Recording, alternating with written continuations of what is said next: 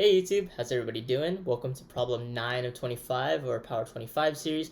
Essentially, these are the 25 most essential problems that you need on a time crunch, right? If you're trying to crack these technical interviews, you don't have the whole day to do LeetCode catalogs, right? These are the 25 most bang for your buck questions to kind of nail these interviews. So without further ado, let's go ahead and get started. So today we're going to be looking at merge intervals. Very important problem. I've gotten this personally in around 3 interviews.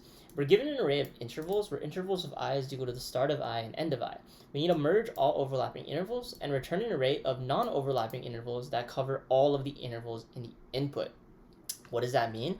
Well, let's go ahead and kind of break this down. So each interval here, this kind of 2 indice array, we can think of these as just like meetings, okay? So we have this meeting 1, meeting 2, meeting 3, meeting 4, etc.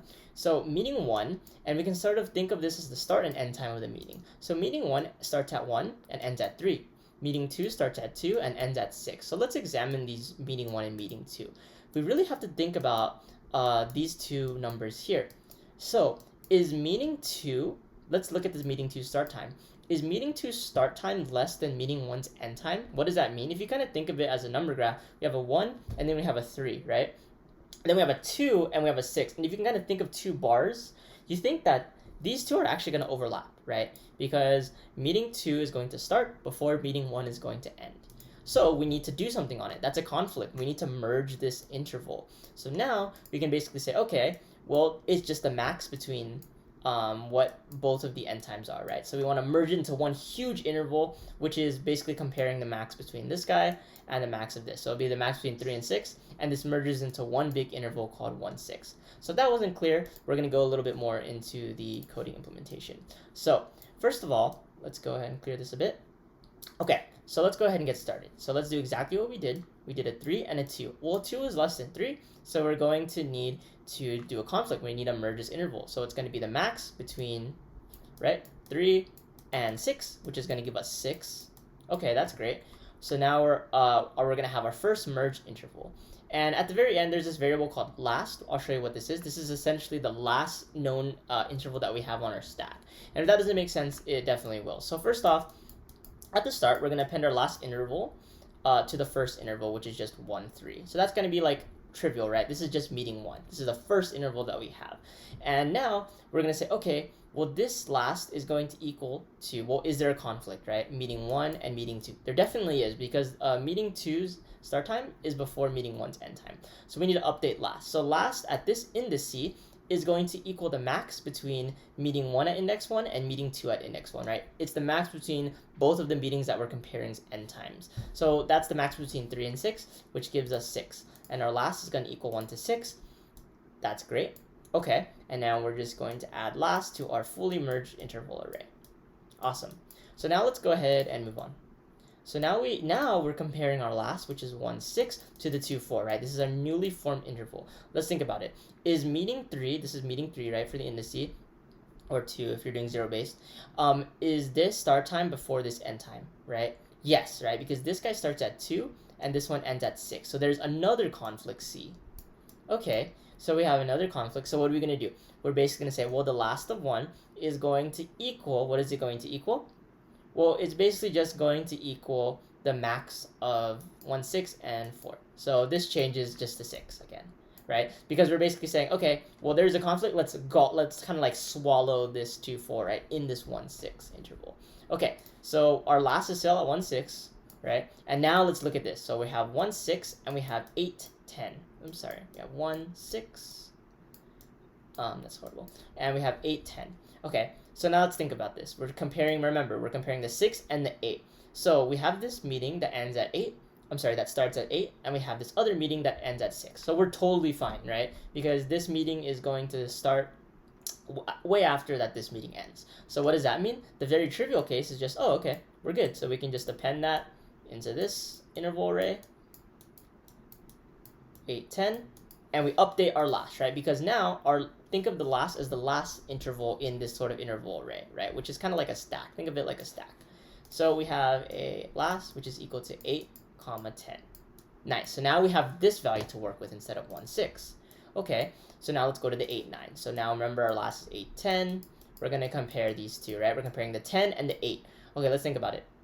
So 8, 10, this meeting is ending at 10, and this meeting is starting at 8. There's definitely going to be a conflict, right? Because that meeting starts before this one ends. So we're taking the max between the 10 and the 9, which is going to give us 10, and our last value is not going to change at all.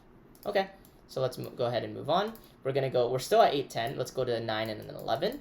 Okay, so this meeting is ending at 10, and that meeting is starting at 9. That's a conflict, right? So there's going to be a conflict. So it's going to be the max between this index and this index. So what's the max between 10 and 11? It's 11, and our last is changing to 11. Remember, we didn't append this to the interval array yet because we still are kind of finding out, right? We only append it to this result array when we're good, right? Like when you'll see in this example next. So now our last is going to be 8, 11.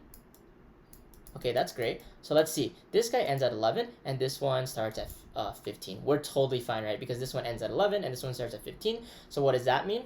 That means, okay, well, this is this is kind of all of the intervals that we can do now, right? So now we're chilling. We're able to kind of append the 8 and 11. And remember, our last is going to become, right, our 15 and 18. Okay, so let's do the last one. So we're here. Our last is 15 to 18. Okay, let's think about this. Well, this one ends at 18, and this one starts at 16. So this one's going to start before this one ends, which is bad, right? We have another conflict C. Okay, let's go ahead and do this. So it's the max between this one, and we want to have one overlapping interval. We reach the end of the array, right? So it's just going to be, our last is going to stay at 18, right? It's just going to stay at 18, and we're getting 15 and 18, and just like that, those are going to be our merge intervals. So anyway, let's talk a little bit about time complexity here. Well, the reason is you might think of it's O of n, right, because we're just traversing through the entire array. Well, it's actually O of n log of n. The reason is because we'll get to this during the code implementation, but I did sort this preemptively using some sort of sorting function, right? Because we want to sort it based off of the start times. The reason that if you don't sort the array, it's not going to be in chronological order, right? So you don't know. This is kind of assuming that all the intervals to the right of it are going to be greater. This is kind of saying, like, if we don't sort it, there might be an interval that's not in chronological order, and this might mess up the whole algorithm. As for space complexity, it would actually just be O of n in worst case, because we're storing at most n intervals into a result array, right? That's if none of the intervals overlap at the start, so then we'd have to store that into a result array and return that. So anyway, that is the time and space complexity, and that's it. So let's go ahead and jump into the coding. Alright guys, let's go ahead and get into the coding implementation. So first off, we're going to do some error checking here, right? So if the length of the intervals is equal to 0 or intervals is none, right? Or intervals is equal to none, well, there's no intervals to make. So it's always good in a technical interview to just have that base case. Now we're going to say, okay, well, the intervals that we want, we're going to sort it, right? So this is going to be our sorting function.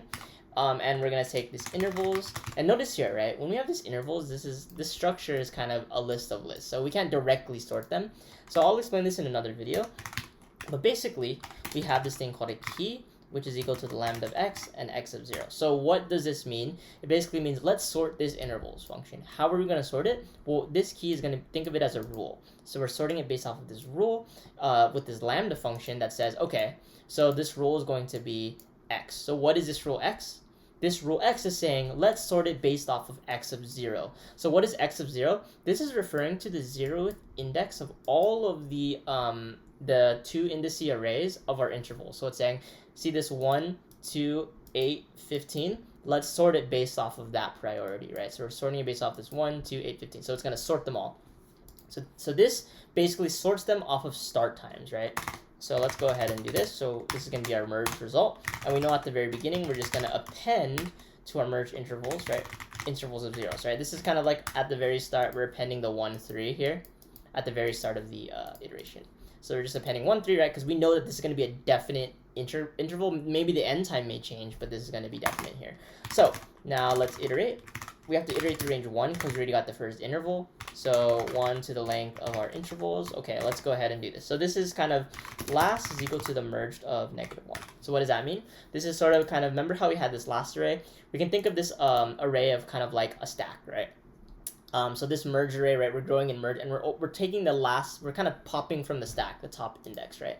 So this is kind of popping from our stack. So if you have 1, 3, and 2, 6, we're going to pop from our last. So anyway, okay, so the last is equal to the merged of -1. So now this is kind of the big kind of thing, right? So if last of -1 is greater or equal to intervals, right, of I and 0. So what does that mean? It means if last, remember, this last array it has two indices, and if last of this indices, so this is last of -1, so I'll just say L of -1, and this is going to be interval I at index 0, right? So if last of -1 is greater or equal to intervals of I, we know there's a conflict, right? We know that this interval we need some operation to be done on this. We need to merge this. So last of 1 is going to equal to the max of our last of 1, right? So this is just basically, like we said in the walkthrough, getting the max of the two n times, right? So this is like, okay, this, and we're taking the max of that. And that's what is kind of changing our last variable in place. And else, okay, so else everything is all good. We're just going to say, well, what is this case? Well, this is the case when things are all merged, right? So when we didn't have a conflict. So the case of like 9:11 to 15:18, right? There's no conflict, so we're just literally going to append the intervals of our I. And at the very end of the day, we're going to see if this works, and we should be able to just return our merged. Let's see if this is fine. Yep, and we got accepted here. Everything is good. Let's go ahead and see if this works. Awesome, and just like that, guys, we have our full solution going. Thank you so much for watching. I hope you guys are enjoying this. I'm going to start getting more active on this, so thank you so much for watching again, and I'll see you in the next one.